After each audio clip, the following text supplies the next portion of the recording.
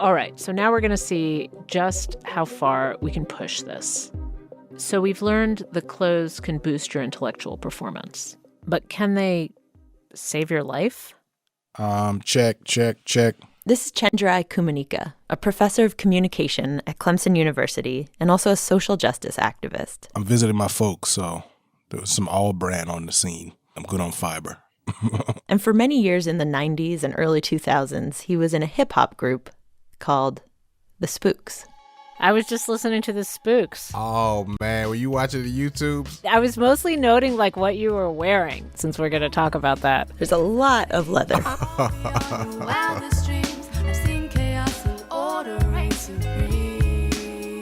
I've seen true genius, too often elude the meaningless appreciation of this mediocre nation. I've heard the mindless repetition of empty words without tradition turn. But Chenjerai's not here to talk about his clothes today.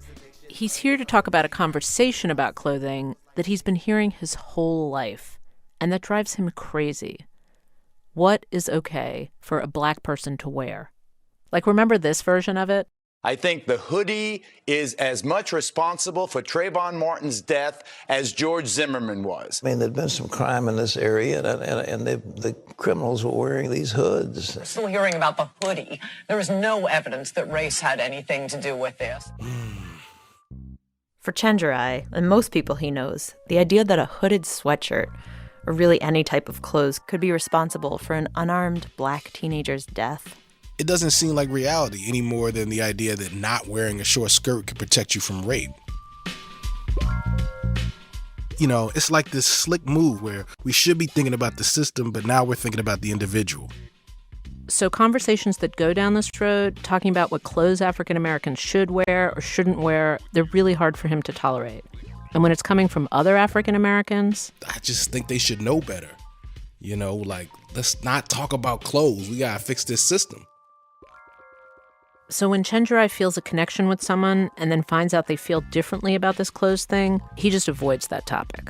It's kind of like, you know, I'm just permanently at Thanksgiving dinner. But then it's like I never get to have the conversation. And so I've just been carrying that frustration around. Until I met this family near my town in South Carolina. So this is my nice suit right here. I don't wear that a lot. Khaki jeans. Usually wear that when I go skating. So this is Jay Wise. He's a high school student, you know, African American. He's tall and thin, kind of like he's just growing into his body. Don't wear that either. We're flipping through Jay's closet. He's got jeans in there. More jeans. Various kind of like dress shirts. Dress pants. At a certain point, he like pulls out like a gray muscle shirt. Well, that would be uncomfortable for me. I wouldn't want him to wear those sleeveless shirts. That's Benita Wise, Jay's mother. Yeah. Why not? Because they just don't look right. I just don't like them. You don't like it when people show off their muscles? I just don't like it. And then Jay pulls out his favorite yellow hooded sweatshirt, puts it on, and throws the hood up. You probably don't want me wearing that either because you said something about that. I wouldn't want him out in the public walking with a hood on because of the stereotype that people might have about kids, especially African American boys in hoodies. But I mean, this isn't like a black hood. This is a yellow hood that says U.S. Army on it. Does that help out? It's just the society we live in today.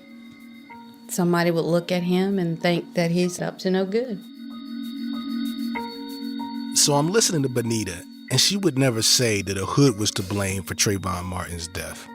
But when you press her, she has these really strong beliefs that black people ought to behave and present themselves properly. And it just all seems like wrapped up with this whole respectability politics thing. I think it's disrespectful to walk down the street with your underwear showing. I think that is a representation of the thug look. What do you mean by you said the thug look?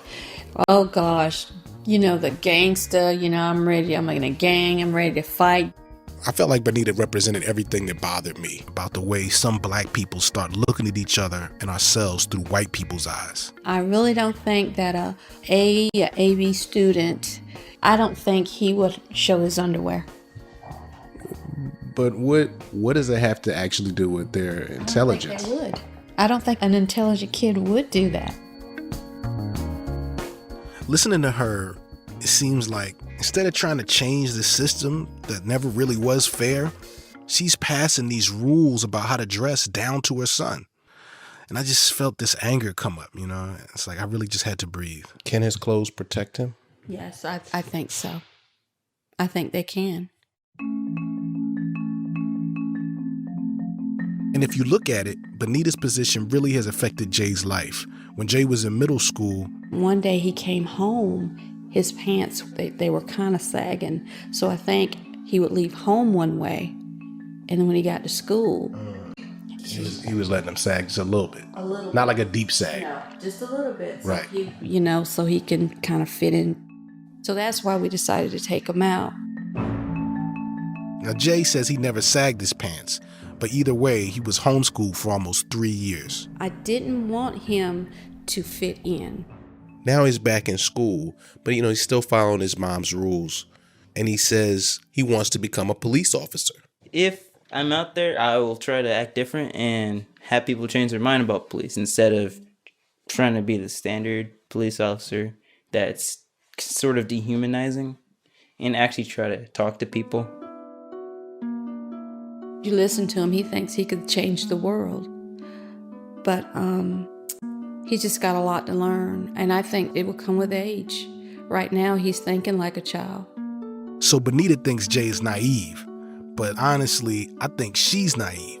Like, come on. People are out here getting shot by police behind broken taillights or selling CDs. And you really think Jay's clothes are going to be what makes the difference? Can his clothes protect him? Yes, I think so. I think they can. But then something strange happened. After we had been talking about clothes and race the whole evening, it's like Bonita was a little tired, I was tired. And we went downstairs so I could interview her again. And she was just like, look. I mean, I've seen too many moms on television crying because, they've lost their child. And I don't want that to be me. Yeah. Even though I have a good kid, but they said their kid was good too. The truth is, she's like, I don't think that the clothes really can protect him, but I don't know what else to do. I mean, it sounds hypocritical, but what else do you do to protect your child? When she said that, I just felt like a desperation in her voice, and it just kind of like cut through all the other frustration I had, because now I just saw like this woman who's trying to protect her son. And it just hit me like directly in the heart, and even thinking about it now, I feel a little bit choked up, because it was like, she just, she's just trying to protect her family, and so many people are in that situation. And so I just, we just were in the same space at that moment, like the same emotional space. And I realized Bonita understands the systemic forces too. She's not naive about the forces that are arrayed against Jay. In fact, she's like so conscious of them that she's really just trying to find a way to protect Jay, even if it isn't totally rational. You don't want to kill his dreams, right? Like here's somebody who believes in himself. It's beautiful. Mm-hmm. But you want him to be prepared. Mm-hmm. It's sad, but that's just the way it is.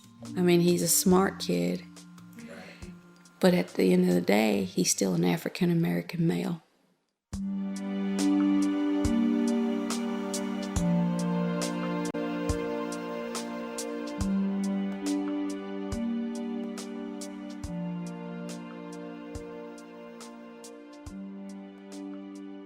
Invisibilia will be back in a moment.